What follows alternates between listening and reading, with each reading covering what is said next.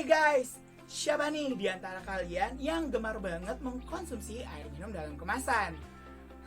Pasti dari kita semua suka banget kan, karena praktis dan harganya juga gak mahal-mahal banget. Tapi kalian tahu gak sih, banyak banget loh mitos-mitos yang dipercayai menjadi sebuah fakta mengenai air minum dalam kemasan. Maka dari itu, vlog kali ini aku dapat tantangan nih mengenai fakta versus mitos air minum dalam kemasan. Mau tahu fakta-faktanya? Langsung aja check it out. Fakta atau mitos? Bahwa asupan air mineral setiap hari tidak baik karena mineral akan menumpuk di dalam tubuh. Fakta, karena mineral terlalu banyak dalam tubuh itu tidak baik. Faktanya adalah karena kandungan mineral dalam air itu penting untuk membantu mencukupi kebutuhan mineral harian kita, dan jumlahnya itu sangat sedikit dibanding jumlah mineral di makanan. Jadi jangan takut minum air mineral ya. Berarti sekarang udah ngerti ya? Salah ya? Yaudah deh, maaf. Tuh kan kita jadi tahu. Oke, next. Fakta atau mitos? Bahwa asupan air demineral dapat turunkan berat badan. Ini beneran, ini pasti adalah sebuah fakta.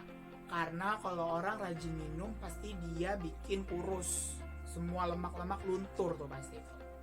Faktanya adalah berat badan tidak dapat hanya dengan konsumsi air. Tapi memang betul kalau kita konsumsi air sebelum kita makan, kita punya perasaan yang lebih kenyang ya. Kita punya rasa yang lebih kenyang karena isi lambungnya udah terisi dengan air. Nah, itu bagus untuk membantu proses diet. Tapi bukan hanya air demineral, tapi air mineral pun sama bisa membantu program penurunan berat badan. Dengan catatan nggak ditambah sirup atau nggak ditambah gula. Kalau ditambah sirup tetap aja akan jadi gemuk ya. Tuh kan salah lagi. Tapi emang bener juga sih kalau dari peneliti udah bilang kayak gitu ya. Pasti beneran. Oke deh, next. Fakta atau mitos? Bahwa jenis air minum tertentu bisa menyembuhkan penyakit. Mitos, karena air putih atau air minum itu nggak menyehatkan, tapi itu adalah sebuah kebutuhan, jadi harus diminum. Faktanya adalah jenis air minum tertentu dapat menyembuhkan penyakit. Ini juga mitos. Belum ada penelitian yang menyatakan bahwa tipe air tertentu menyembuhkan penyakit.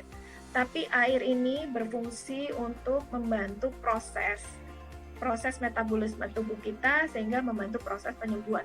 Tapi kalau seperti obat nyembuhin belum ada jurnal atau penelitiannya belum ada. Ya.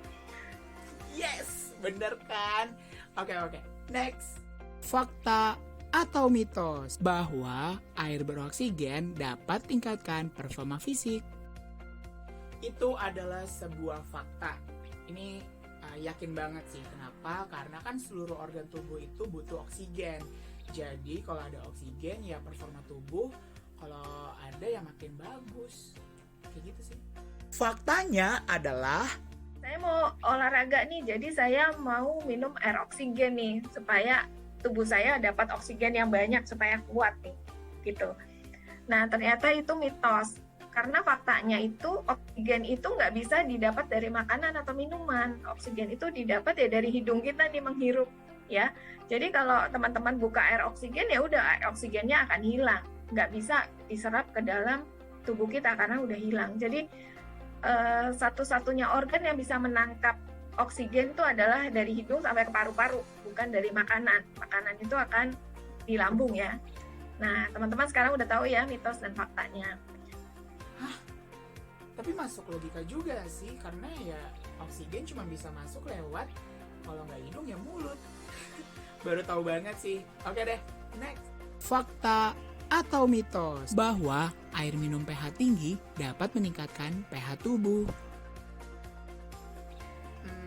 Ini mitos sih, karena yang aku tahu asam lambung itu pasti menetralkan semua pH-pH, jadi sesuai sama tubuh. Jadi ini adalah mitos.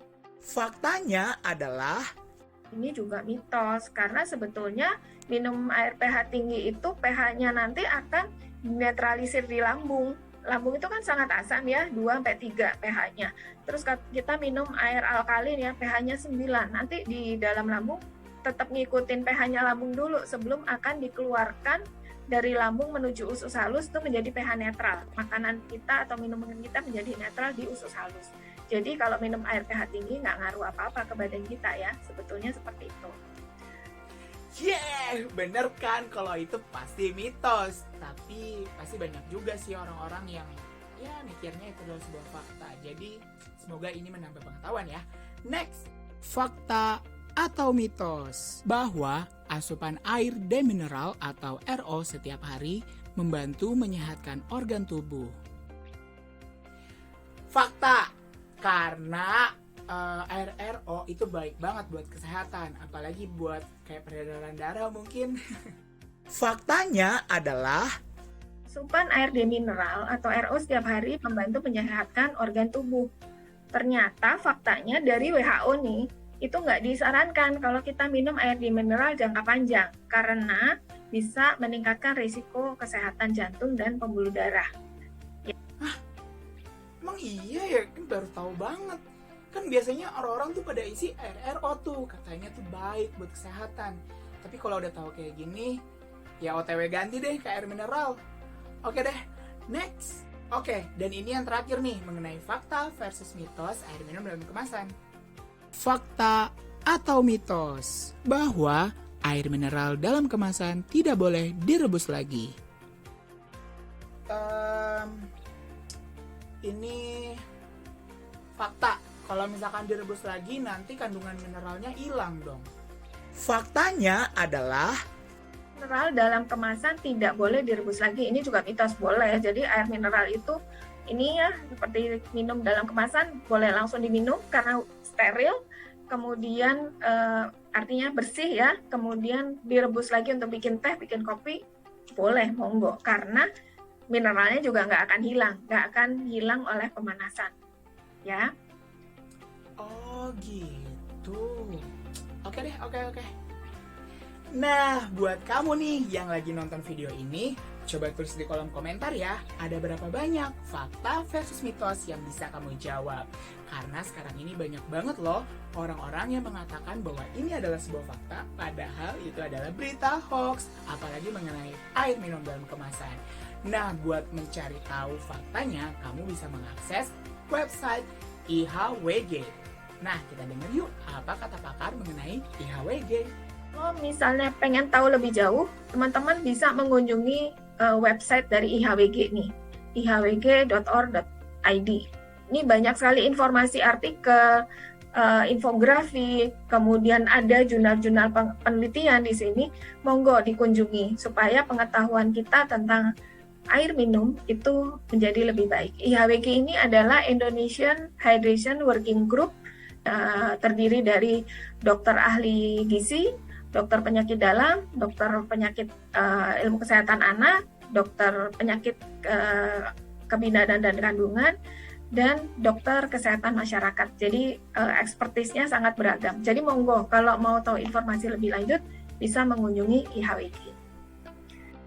Gemarkan minum air putih secara rutin mulai dari sekarang.